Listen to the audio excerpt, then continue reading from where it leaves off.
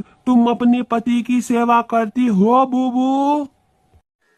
पति की सेवा तो करती हूँ ना पंडित जी, क्यों नहीं करती हूँ। रोज सुबह सुबह अच्छे से बात करती हूँ, नाश्ता बनाती हूँ, झाड़ू पोछा सब करती हूँ पंडित जी। उन्हीं की खुशी के लिए तो करती हूँ, अच्छा मानती हूँ मैं उनको।